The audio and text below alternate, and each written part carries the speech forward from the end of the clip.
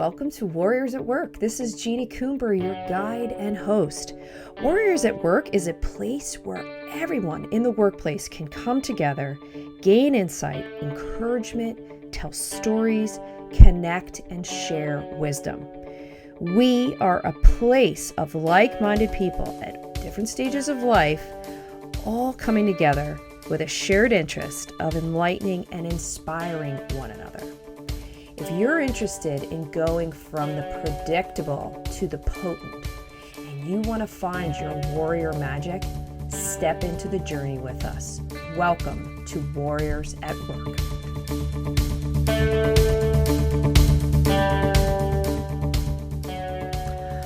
Hi there, it's Jeannie Coomber. So I bring to you this conversation in service to the greater good. Like all of you listening and watching, I've got a lot of questions and concerns about the future of our economy and the business world and life in general. Over the last 7 months or so, I really started to ask myself a lot of questions about our future. How are recent college graduates and MBA students going to gain employment in this environment? We've got record unemployment numbers, contractions, reorgs, furloughs, layoffs. Is it really going to be on the shoulders of companies like Amazon, Microsoft, and the tech sector to carry us forward? And how are businesses truly going to grow, expand, and reimagine without the talent and influence of Generation Z? So I wondered, how could I create a bridge between the business community and this generation? So I reached out to my colleague Sherelle, and she too had many of the same questions and concerns. So we partnered here today to bring you this conversation that serves in two ways. First, it gives Generation Z the opportunity to learn from those who have quote unquote been there and are quote unquote here now. And we'll talk about the trials and tribulations of what it takes to create a career. Secondly, this conversation will provide the business community access to two really smart, dynamic Generation Z graduates. So you'll get to hear their questions, their opinions, and the influence that this generation can bring to the workplace. Because at the end of the day, they are our future. We have to create some opportunity in the absence of internships and employment, so that when they get the call and the economy is robust and thriving, as we all know it's going to be one day, they're ready. So welcome to today's conversation. So I'm so excited to have Sarah and Laylee with us today. So let me first tell you a little bit about Laylee and Sarah, and then we're going to introduce Sherelle. So Laylee is a creative, adaptable marketing graduate with a background in graphic design, brand management, social media, content creation, and does writing for university publications and social media channels. She is a recent grad, May 2020, with a BS in Business Administration and Marketing from California State in Los Angeles. So Laylee, thank you so much for being here today. Thank you for inviting me. And we also have Sarah Knapp, who is a superb communicator and relationship building with a proven sales record. She can quickly turn data into meaningful dialogue in both corporate and entrepreneurial settings. And what she talks about is her energy and empathy, bringing out the best in others. She is a graduate, May 2019, of St. Louis University, has a bachelor's in science. So thank you, Sarah, for joining us today. Of course, I'm very excited. And then, of course, I have my esteemed colleague, Sherelle Gross, who has had a successful career as a senior executive in Fortune 500 companies. Most recently, she was the vice president, division counsel, and head of law for Bayer Pharmaceuticals' radiology business. In her role, she's had numerous responsibilities, including global and North American management teams, overseeing legal support for the worldwide commercial business, done regulatory, communications, policy, quality, and all of the software business. Before this, she was also the global head of law for Bayer's Diabetes Care Division. Currently, she's a board member for the Executive Women of New Jersey, whose mission it is to advocate for greater gender diversity of senior leadership in corporations. And while climbing the corporate ladder, she has actively lifted as she rose, using her influence to bring along the next generation of business and community leaders, and also has done a lot of mentoring in her non-work life to really help lift those. Her passion on helping women and people of color defy the odds and have a successful corporate career is something she really, really embodies. She recently left a successful career in corporate America to have an even greater impact on helping others by becoming a certified life coach and started her own firm, Measure of Ambition, also known as Sherelle Speaks, where she provides keynote speaking engagements, workshops, and coaching services. And personally, anybody who's listening and watching this is going to find that Sherelle speaks from the heart. She embodies authenticity, competence, and a tremendous amount of passion and sense of humor. You're really going to enjoy listening to her points of view on this. So ladies, I'm thrilled to be in this conversation with you. All right, so let's get started. I first want to ask if we could just do a quick round robin. Why did you say yes to being in this conversation? And what would you like anybody listening or watching to get from the experience? So Sherelle, let's start with you. Why'd you say yes? Well, I first said yes because I have a great deal of respect for you. And I knew that this would be a project that would be very exciting. And I also said yes because I truly have a passion of helping, younger professionals, primarily women and people of color, really kind of learn from me, from you. And I love intergenerational conversations. And so to be able to have this conversation, with the younger generation, because I find that there's so much wisdom that we do not get a chance to often hear. And it allows us to learn how to pivot to get ready for them entering the workforce, but also whatever I can share to help them come along to be successful is a passion of mine. So that's why I said yes. Thank you. How about you, Sarah? Why'd you say yes? And what would you like people to walk away with today? Well, I just love chatting, but I also think it's a nice reminder to be in conversation with people that I'm not alone on this journey of finding jobs during this strange time, trying to figure out what I want my career to look like. And I think the thing I want people to remember is that we all need to go a little easy on ourselves and that this is a tough situation, but that we're here to kind of just start that conversation and see what we can do to help each other. Thank you. Okay, Laylee, you get the last word. Why'd you say yes? And what would you like for everyone to get out of the conversation today? Well, I said yes because I really wanted to be a part of this conversation as a young professional that is just, finding a job right now in this environment. I thought it would be super interesting to get firsthand and this conversation about how to go about finding a job in this environment. And I want people to remember through this conversation that there's a certain universality to the experiences that we're going through by professionals that went through it during the last recession as well. And I hope that there's comfort in that. Well, on that thought, the way we're going to structure this conversation is Laylee and Sarah are going to interview Sherelle and I. They're going to get to drive this conversation and also add their own points of view as we go. So with that, I'm going to turn the conversation over to you both. The floor is yours. What would you like to talk about? Thank you. Yes, we have a lot of questions and we want to hear both your opinions, but some of the questions are going to be directed at one or the other, but obviously feel free to give your input if you have something you'd like to share. So I'm going to start with Sherelle.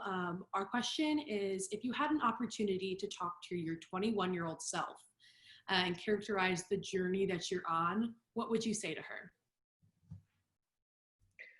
Nice.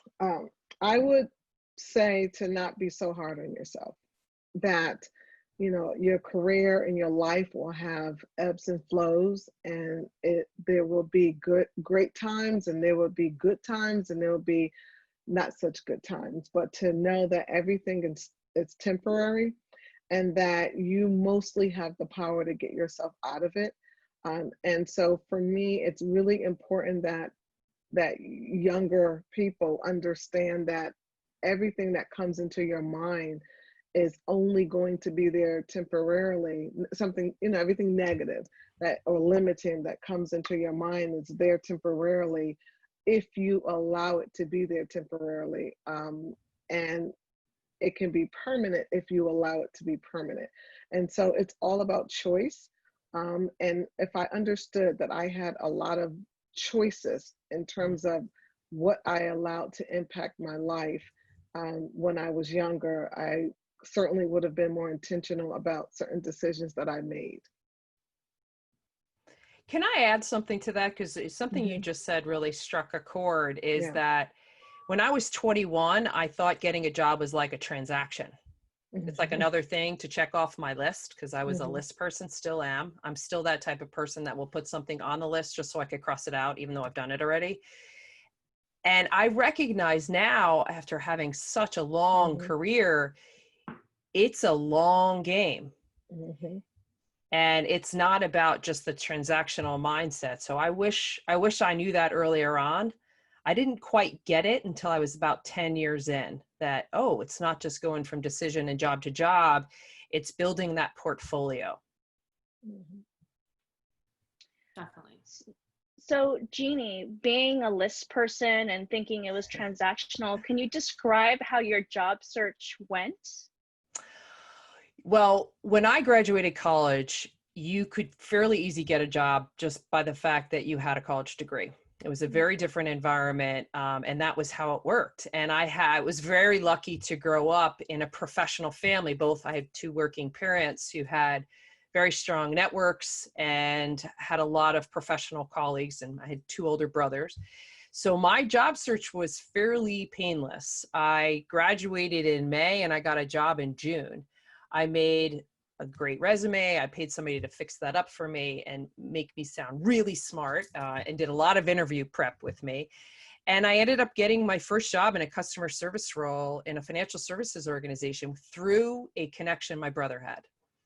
And so I probably did about 5 or 6 interviews and got a job within a month, but it was a very, very different climate.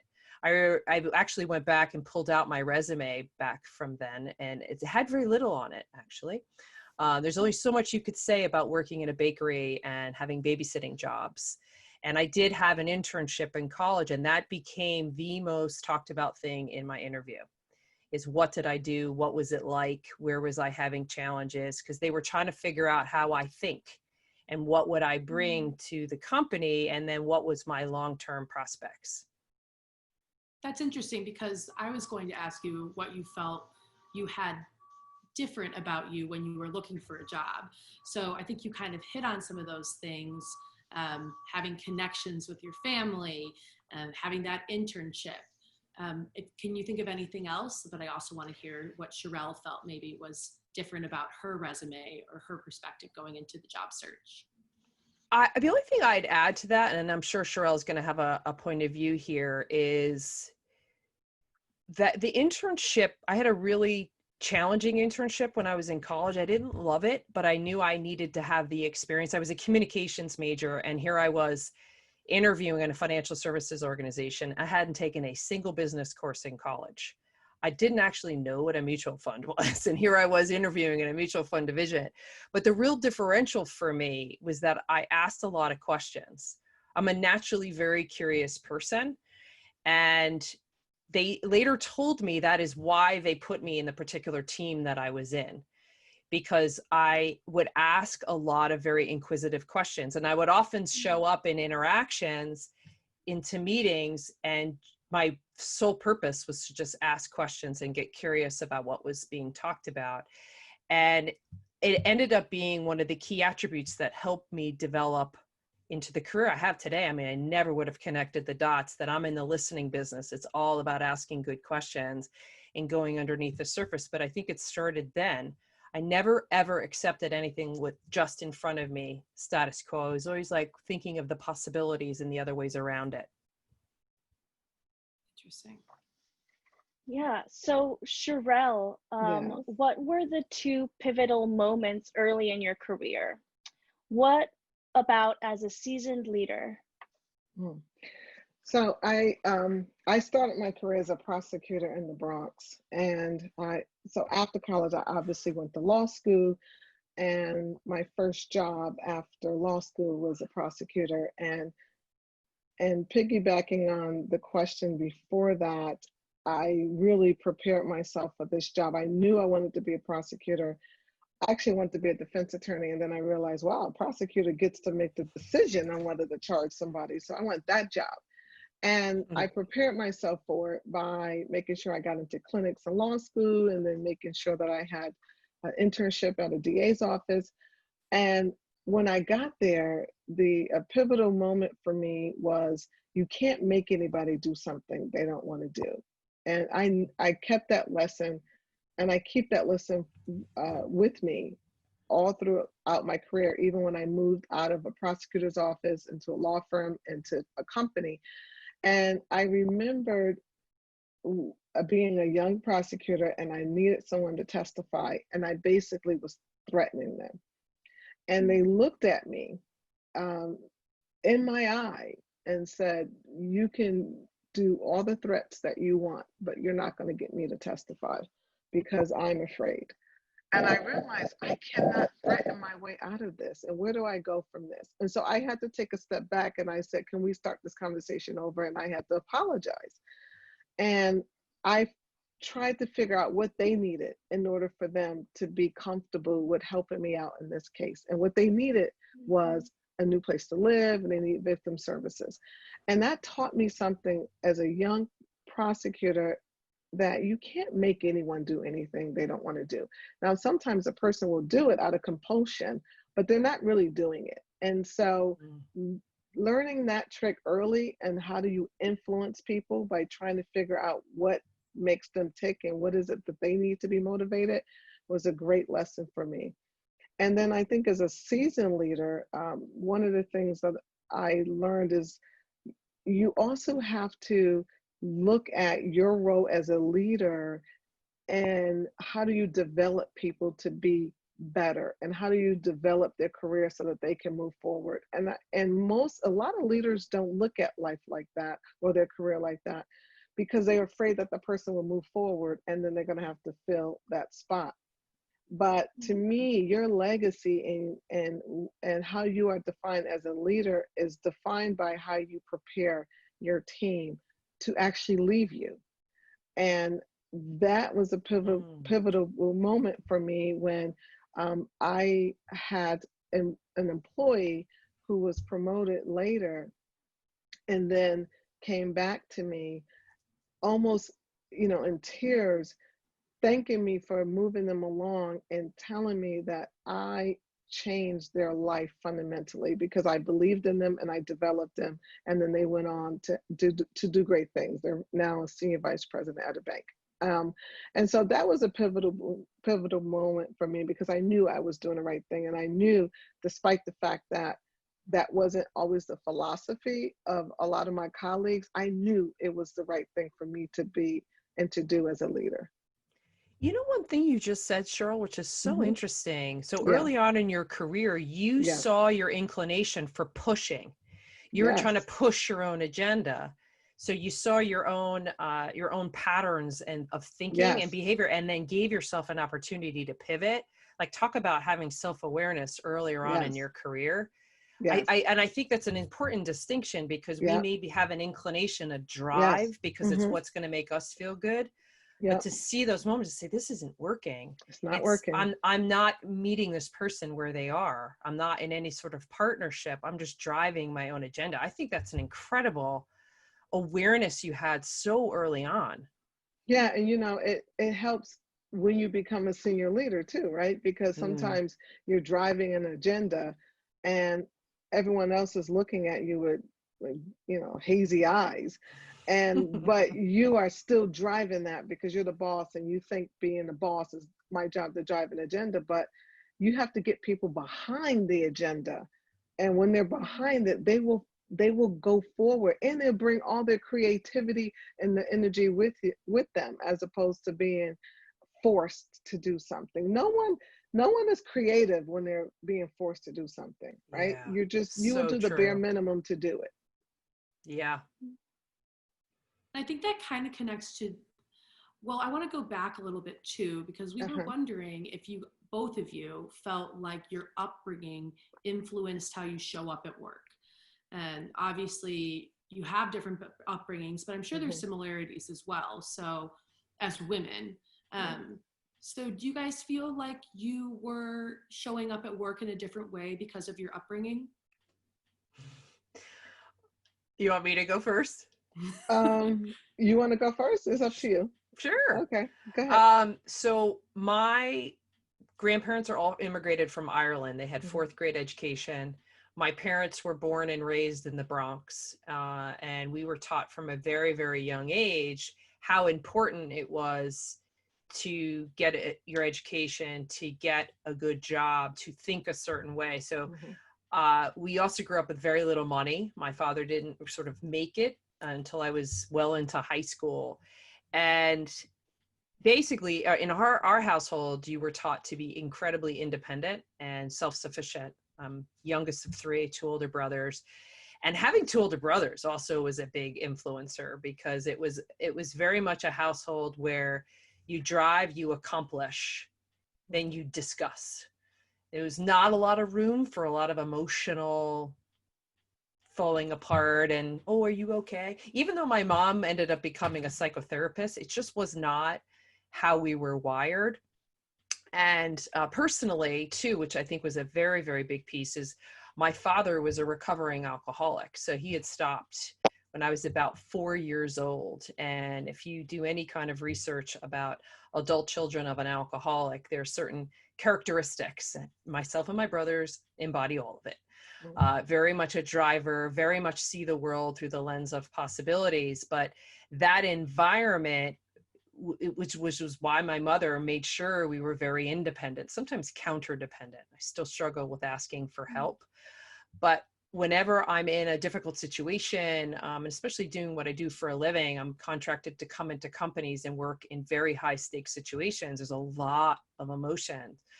I'm very, very good in crisis because of it. I'm very steady. I'm very clear. I know what's going to work, what's not going to work. And it all goes back. I'll often have like flashbacks to experiences in my household where there was a lot of things happening that I would never have thought would have prepared me for it. But it's also made me um, incredibly agile. I can adjust in almost any environment. And yeah, so that's how I've connected the dots for myself.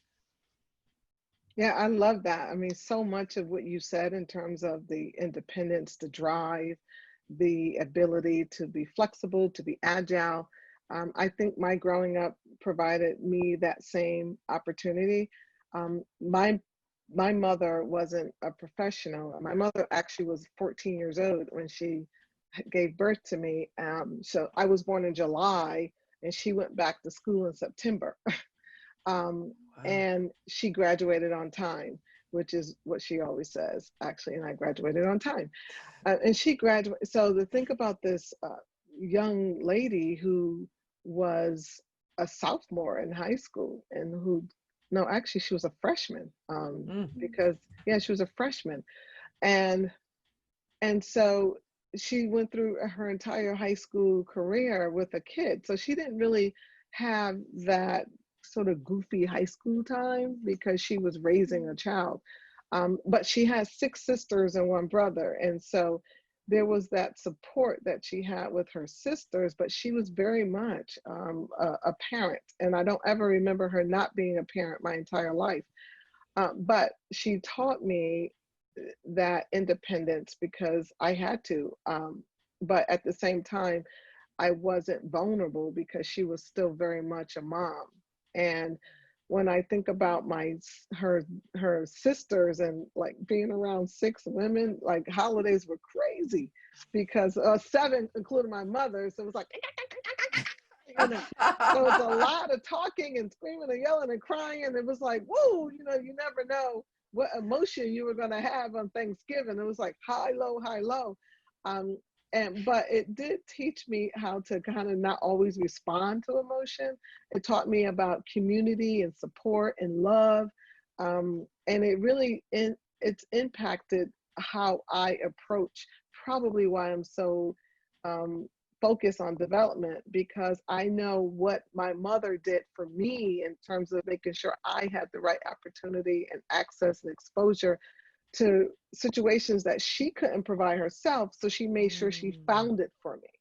And so she introduced me to some of these programs that were with professional women because she knew that she wanted me to go to college. She was very strict in terms of school, very strict with boys. None of that was happening when I was growing up. So everything that she wanted out of for me, she made sure it happened. And that, I think, is why I am so focused and determined in helping others have the right access and exposure, because I know what access and exposure can do. And so I'm very, very, I think about my growing up, and it is absolutely every single day, part of how I show up.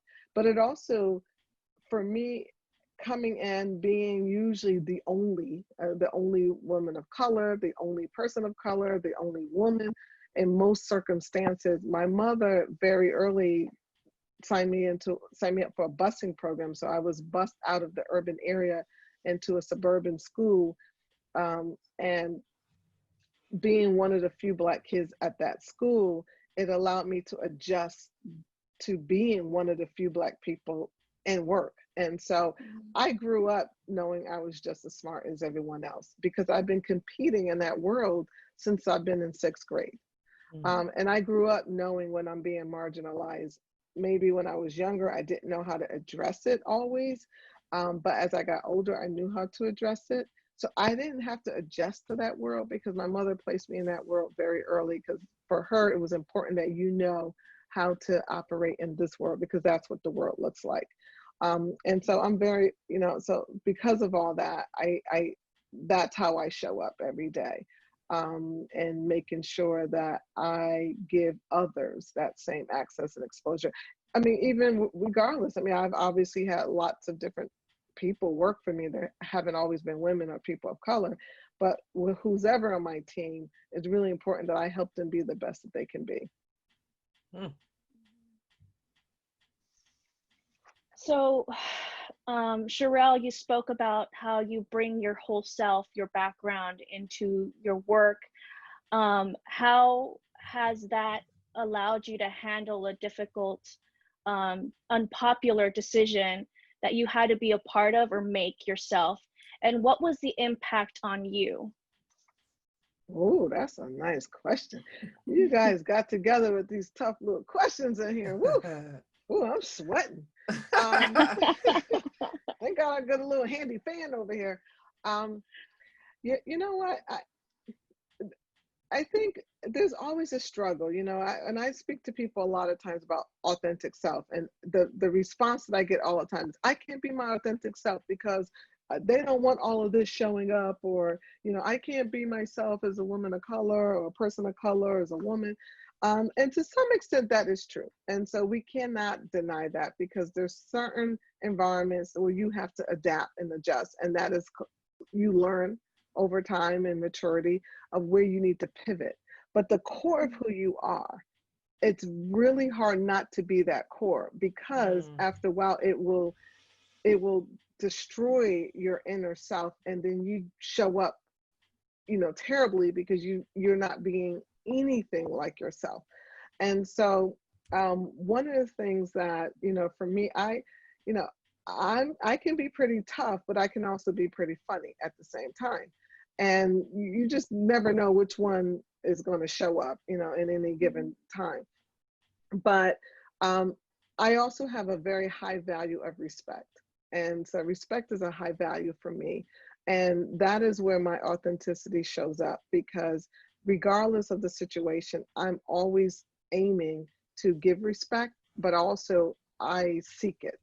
And when I've had to make very tough decisions, particularly as a lawyer, on investigations, termination of an employee, um, very tough recommendations to senior executives regarding their ability to do something or not, I always approach it from the facts, and I'm going to approach it from a place of respect, because that is the value that I bring. But at the same time, I expect the same in the reaction. And when that reaction is not provided, I am quickly to recalibrate the conversation and make sure that we get back to where we need to be. But at the same time, you have to show yourself, because being at work, it's almost a second family. And so you have to get comfortable with being somebody that they want to eat lunch with. And so I am kind of that person, right? So at the same time, I can be very, very stern and very unequivocal and very clear, but also there's a certain levity about me that makes it still fun to hang out with, right? I'm still somebody that people want to sit with in the cafeteria, because I can have funny conversations. I can, I like engaging. And so you have to still bring your authentic self so that people can get to know who you are. Because at the end of the day, when people speak up for you, when you're not there, it's because, like back in kindergarten, the same way you used to choose your team in kindergarten, where after you get the kid that can kick the ball real good, after that, it was like, well, I like her, I'm going to choose her. Well, I like him. People have to like you. And I know it sounds really infantile, but at the end of the day, people still have to like you. And so bringing your authentic self allows you to relax and be more likable. I think that's great, because I think people our age sometimes think they have to be a certain way to get the job, or to have people with more experience respect them. Yes. But I do think that it's a thin line between being yourself, which makes you more interesting, more likable, but then also being professional and knowing what you're talking about. So similarly, Jeannie, we were wondering if you had a difficult relationship, and what you learned from that relationship and how you dealt with it. The central theme is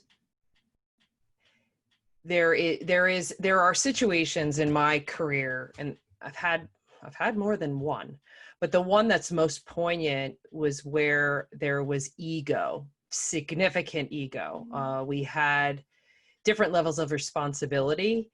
This person had more authority, more responsibility, but in my core, I didn't respect them.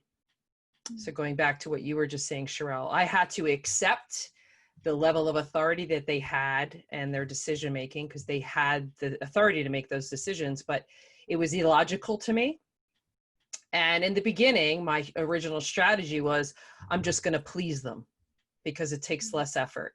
Meanwhile, what was really happening, I was fighting my natural inclination, which that's not authentic. That's not who I am. I'm an inquisitive, curious person. So I ask a lot of questions. I shut that down and just said, I'm going to be almost deferential because it's going to cause me a lot less pain. Then it materialized into this person started targeting me and bullying me. And then what happens is it tripped sort of an old version of me that I grew up in. That was not something that I would ever put up with as a younger person. So then I tried to overcompensate and was like a bull at a china shop, which then it escalated, because then now a person who's very, very ego-based, who likes command control, likes power, and is not willing to look at another version of themselves to be a better leader, it was a complete locking of the horns, and I had less authority. So it was a lose-lose strategy for me. But what happened is it tripped my ego, because now I wanted to have some say and wanted to be right. And what ended up happening is I ended up leaving because it was not a good situation for me, the other person, or the business at large. And it was a difficult decision because I felt like I was giving up on myself, because I knew that, through any pain, any kind of loss or suffering, there's tremendous value. Pain is a great motivator. No one likes to go to the pain. I'm not saying, hey, be reckless, go crazy. I'm saying it's sometimes healthy to lean into it and say, if I can get through this, there's going to be tremendous learning and tremendous healing. And I see now that I learned a lot about myself, what my patterns of thinking are, certain behaviors that trigger me. And as someone who has an expertise in leadership, I was watching someone who was the worst leader I'd ever seen operate. So it was completely bouncing off everything that I was. But I now look at it as one of the most incredible experiences I ever had, and feel so grateful, because the experience gave me the stripes, or I should say the nicks in my armor, but it gave me tremendous wisdom that I can't tell you how many times I've had to relay that wisdom in other circumstances. But had I go through the situation again, I would have handled it very differently initially. I would not have been different until I would not have stuffed down who I naturally am.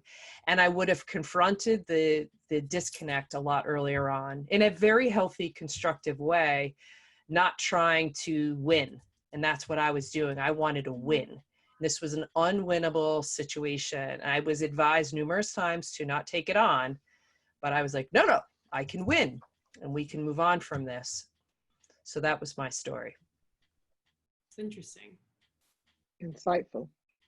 Yeah, very. I have a question for both of you. So we talked about bringing your authentic self and how your family influences you, but now I want to know about the people in your career or life that have the greatest influence on you, separate from your family.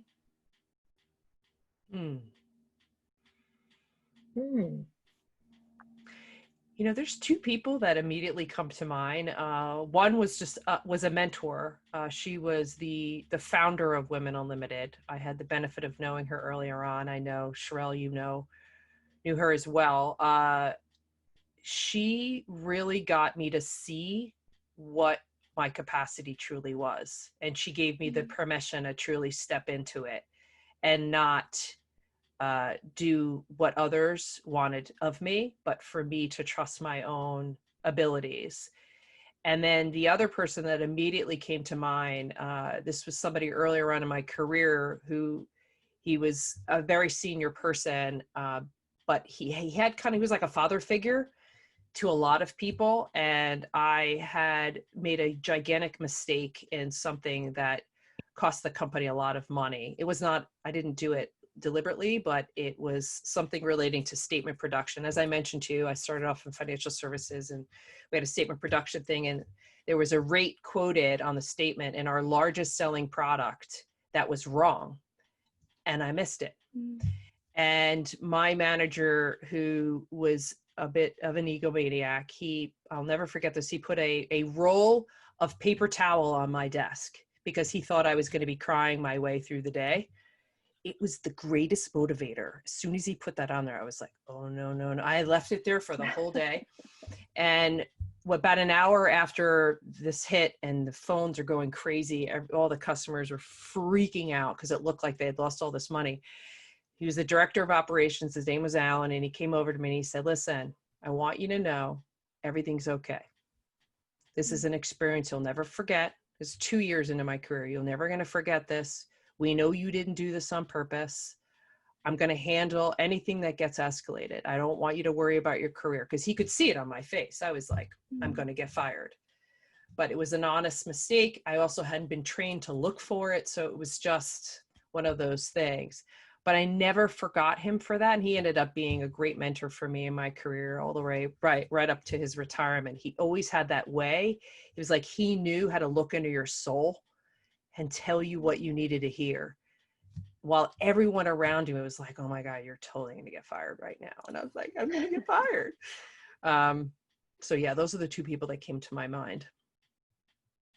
You know, this question is so hard for me, and part of it is I own as it being my fault, because I think, you know, when I was going through my career journey, it was all about delivering and performing and being my best and setting myself up to be able to be promoted and to get to that next level and to learn along the way. That I don't think I really took the time to treasure, okay, who is around me that is advocating for me, and how do I lean into those relationships, to make sure that I can look back and say, wow, this person had this impact or that impact. And so I don't think I did that well. And I wish now that I had. Um, and so there have been a number of people. Obviously, you don't get through this journey without there being people who are advocating for you in the room when you're not there. But I can, and I'm going to leave people out when I give this answer, and maybe someone who feels that they had more of an impact for my career than I will mention. But I will say the two people that I think about, and it's for very special reasons, is I think about my first bureau chief. His name was Bobby Dreyer. I think he's retired. Bobby had this way, he has so much confidence in you. He never really said it, but he would always set you up. You know, he would go to the courtroom and he would give you a case and it's like, Bobby, I can't try that case. So I just, no, I'm going to go downstairs and I'm going to talk to the judge and I'm going to get a continuation for you. And so you would go behind him and you get there and the judge would say, oh, when can this case be tried? And Bobby would say, oh, she'll be fine tomorrow. And you're just like, and I'm like, you said you're going to get a continuation. And then you're following behind him. I'm like, Bobby, he goes, oh, you'll be fine. You'll be fine. And he had this like really kind of like Midwestern kind of laid back, but he was in the middle of the Bronx, and I could never reconcile his sort of like personality with being in the middle of the Bronx. And so I think about him only because with him, he just knew that you can do it. He never said it, but he just placed you in these circumstances all the time. And he just had a way about making you step up without actually saying it. And then the other person I would say is Michael Provoznik. He is actually still the general counsel for Quest Diagnostics. And when I was at Quest, I had a huge two tragedies happen while I was at Quest Diagnostics. And you know, here you are, you have this man and you have these two tragedies, and I'm going through it like emotionally, and he came to me and he was just said, I'm there for you. And while I was home once on bed rest with, you know, one of my kids, I would talk to Mike at least once a week. And Mike was a shy, but was a very magnetic leader, is a magnetic leader, but very introvert. But people would joke and say, you talk to Mike more than we do. But he had a caring and concern about him that you don't often see in a workplace. And when I had my youngest son, Caleb, after, you know, a lot of difficulty in having a second child, and I went to Mike's office once, and there was a picture of Caleb in his office. And I was floored by that. And that told me that he was in this journey with me. And to be at work and have a boss that was in this journey with you, to have the second kid and to have your pain and to live with you through the pain. And therefore, because he was like that, you know, my colleagues were like that. I never forget that. And because of that, it gave me, you know, that fortitude to just keep on going. Something that could have really made me just stop because I was mentally and physically drained from everything I'd gone through. But when I saw that picture, I knew that there was no judgment on his part, and that I can go back to work and I can continue to grow my career. And so because of that, I think those two had the most impact on who I became and who I am as a leader. Wow, those are great stories. Yes. Yeah, definitely. Wow. Yeah. I think that you're kind of hitting on some things about these leaders, these mentors for you, kind of giving you guidance without having to say it. And that's kind of our question is, did you feel like there were any unspoken rules at work, Sherelle, that you had to figure out, and how did you figure out what they were? Oh yeah, there's a lot of unspoken rules at work. I mean, look, let me tell you, sometimes I figured out the hard way, and then some I figured out a little easier. I think every environment has unspoken rules, right? I mean, the unspoken rules in the DA's office are not the same as a law firm as it were in corporate. And corporate has a lot of unspoken rules. And some I figured out because, the hard way, and I had a boss once, and I was in a battle with a particular department head, and I was in my Cheryl mode, and I was going to win that fight. And I did everything I did to win that fight. I strategized. I went behind the scenes. I got my people lined up. And so when I was ready for that, I knew I was going to win because I had everybody lined up, and I won. And then my boss said to me, "You won, but you left a lot of casualties, and you need to fix that." So the unspoken rule that I learned quickly was, when you win, you can't annihilate people where you almost leave them with no dignity, right? So there were so many unspoken rules, and some I learned from people telling me, and then others I had some support. I had a coach, because I realized that all these senior leaders had coaches, and I was sitting there putting along, and because I was in the law department, I would look at these contracts and I asked for a coach. And when you are not an executive, you are told or believe that a coach is for people who have problems, but that's not true. And I didn't realize that until later on, that, these people have coaches. They don't show up like that.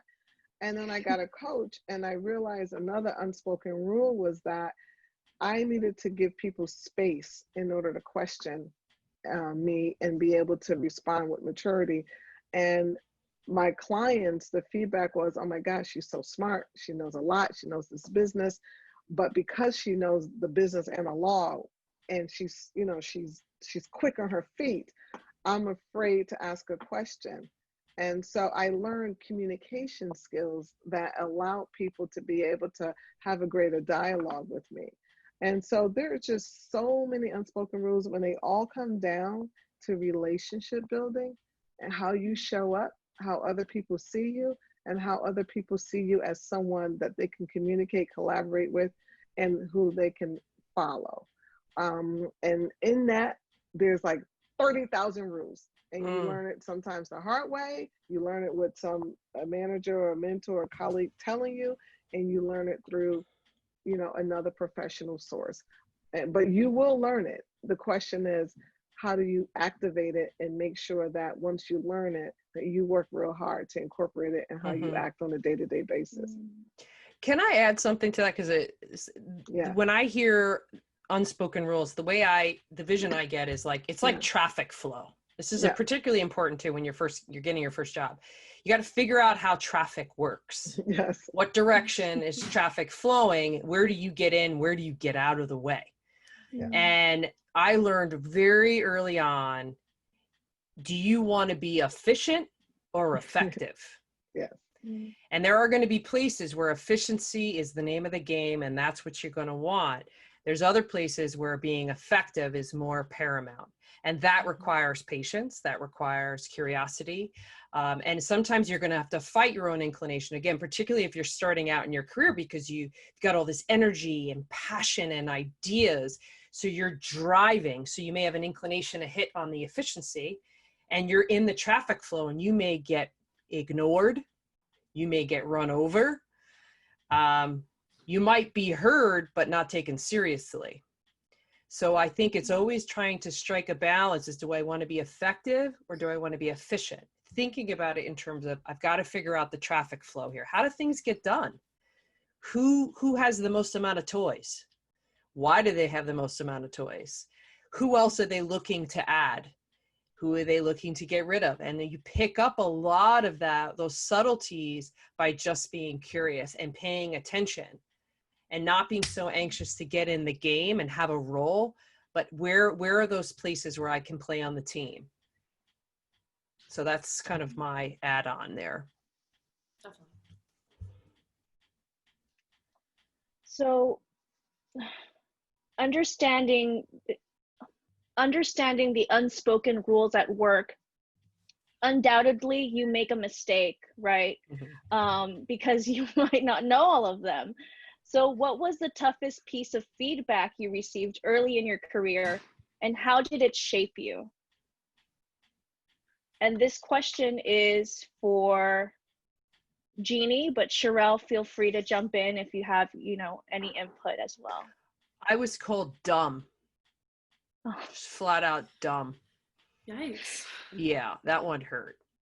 And then when I asked for clarification on what about what I'm saying and or what I've done sounds dumb, they said, you sound dumb, you look dumb, everything that's coming out of your mouth is just stupid. And I was like, wow. And that was from a customer. So it really hurt. And I had to not only repeat the feedback to another person, but then I had to remedy the situation. And it was an operational issue that just went completely off the rails. So I had to stay in that pain and that awkwardness for way longer than I wanted. And fortunately, there was a very competent person who was much further along that helped me. But I still hear the person's voice sometimes when I'm feeling afraid or awkward or insecure. And yeah, so that one hurt. That one stuck. Yeah, I think, for me,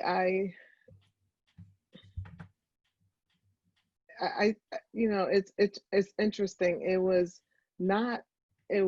a comment that someone said that was about me, but it brought race in, and then that comment was repeated, and so it hurt, because it wasn't feedback that I can do something about, but it was also feedback that I probably left a certain perception on others that was not completely true. And it all stemmed from, a comment about having to be a certain color in order to make it to Sherelle's team.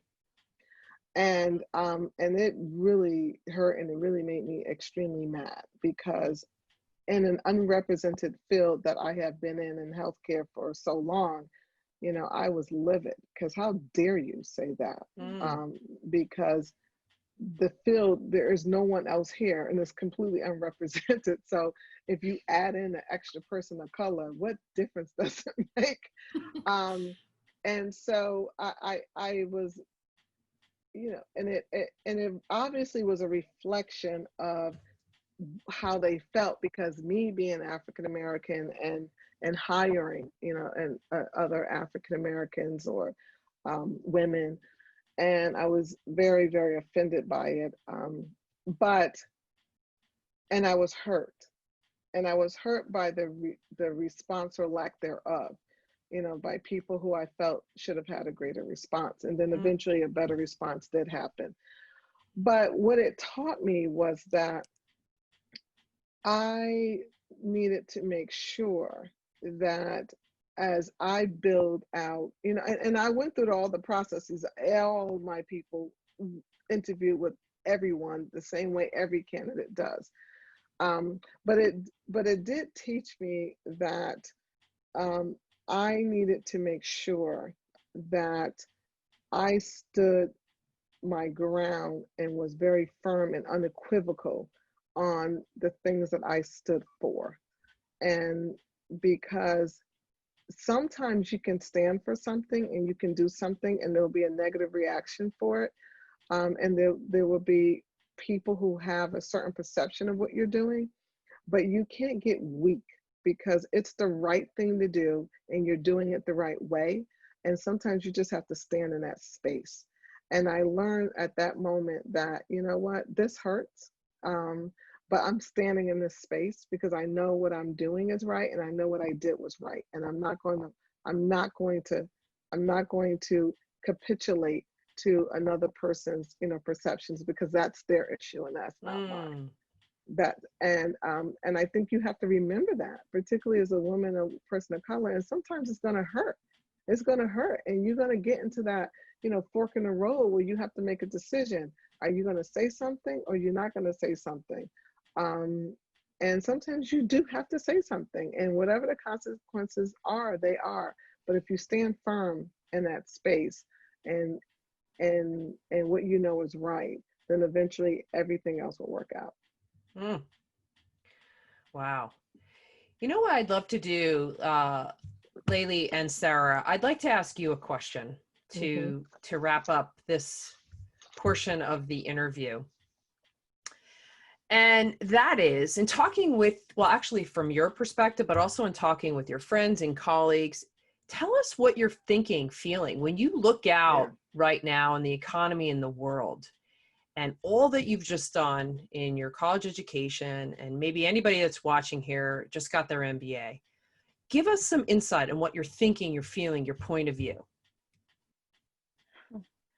Well, in conversations with friends and just, me thinking as well about our current situation, there's a lot of uncertainty going on.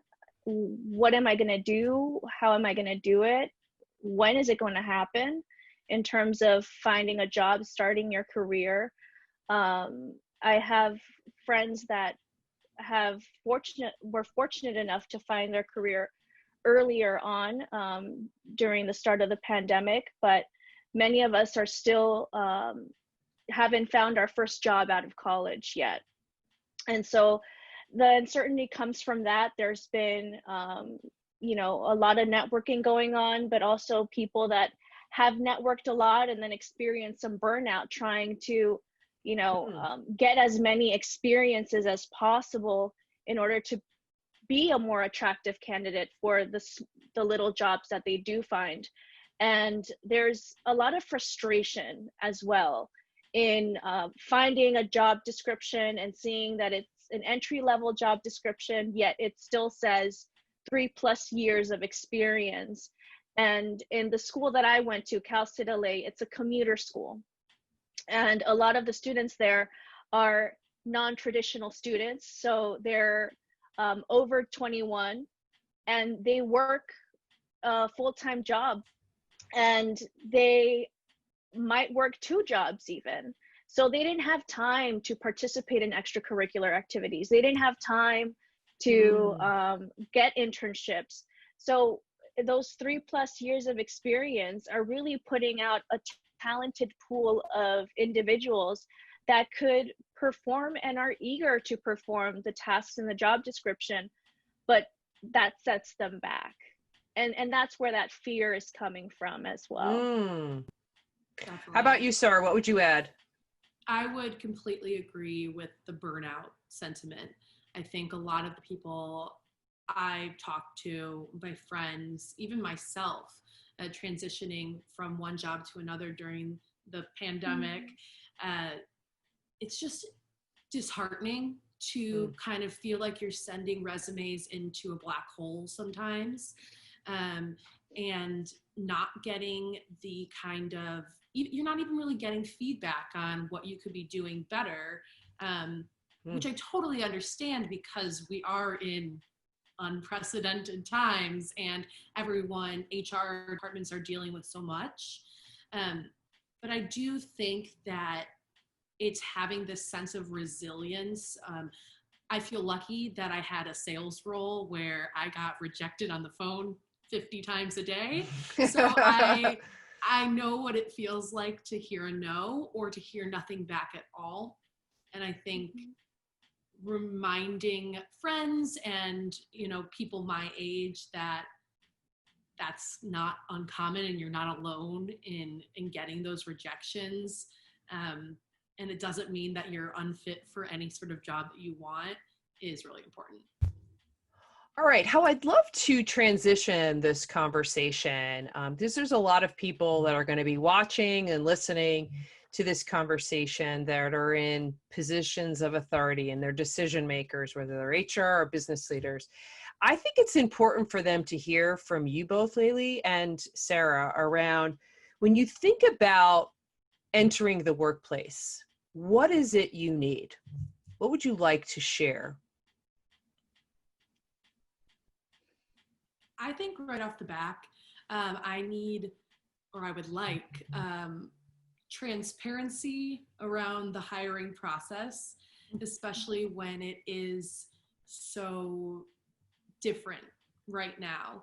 I think sometimes not providing clarity around timelines or hiring freezes, it feels a little belittling and like we're being treated younger or less professional than we really are.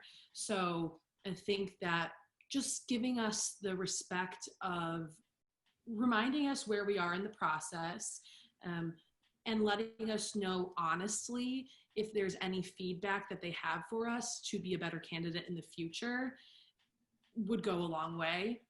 I also think providing tangible things we could do or skills we could acquire to be a better candidate would be really helpful. I think a lot of people are lost when they get that rejection. They don't know where to go from there. That's great. How about you, Laylee? Well, I think what really resonated with me that Sarah spoke on was honesty about who we are as candidates, how we did as candidates. That would have really helped me in terms of the interviews that I've had so far. And you know, when you send out your resume, Sarah also mentioned, it's like throwing it into a black hole. You feel like that.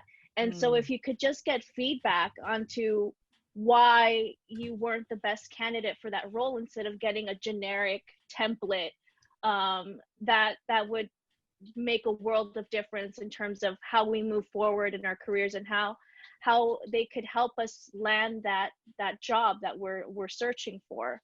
In terms of being on the job, I'd say you know, really focusing on our development as well, having an open door policy where you feel like the whole team is taking care of you as well, especially in just those first few couple of months, because those are very critical to our sense of comfort on the job, and especially if it's your first job out of college. You know, you want to feel like you're welcomed and not just another person that's, you know, a cog in the machine, let's say.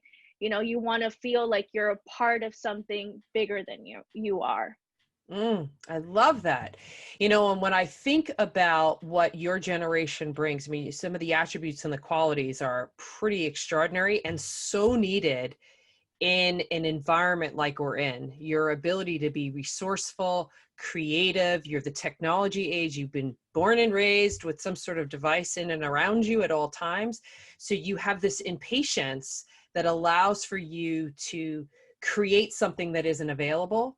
And I think that level of thinking and capacity is so needed right now as organizations are trying to reimagine their business line, or they're trying to figure out how they re-engage their customers, or maybe they're refacing how they do business.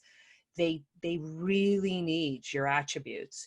So having said that, I'd love for you both to share with us, if you were to have a successful career or a successful experience in the workplace, what does it look like? Interesting question. I would definitely say that in my first role, which was very sales cold call, I felt a little bit like I was being told that I needed to be money motivated, and that wasn't my truth. I, of course, want to be comfortable, and I have a certain idea of my standard of living, so I want to make the money to have that standard of living.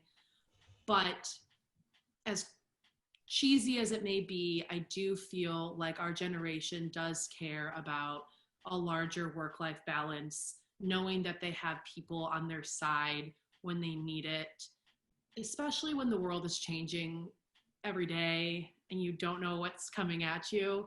It's nice to know that you have people you feel comfortable going to at work, and that you also feel like work is more than just, punching in numbers, that you're actually making a difference for someone's business or someone's livelihood, or someone's family. So feeling like there's a larger mission behind your work, I think that I'm not alone in feeling like I want that in a career. What would you say, Laylee? Well, for me, success is, I'm culturally and perhaps generationally, family is really important to me. And so being able to have time to spend with family is something that I would define as success. And culturally speaking, and just the way I was raised, you hustle, you work hard, and that's what I've been doing. Since I was in university, I had to freelance as a graphic designer to help pay for my books. So I will work hard, but I would also like to rest, because burnout can can really affect how people work for you. You don't want to have tired employees. It affects sleep, it affects stress management. And when you have tired, stressed out employees, they're not going to bring you your 100% self. And you want them to bring, their whole authentic selves to work.